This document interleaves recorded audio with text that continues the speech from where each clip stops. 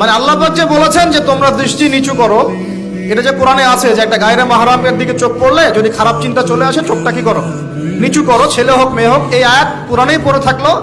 চক্ষু নিচু করো তো দূরের কথা, চোখে চোখ রেখে এখন কিস করতেছে মনে করে, বিষয়টা তাই না?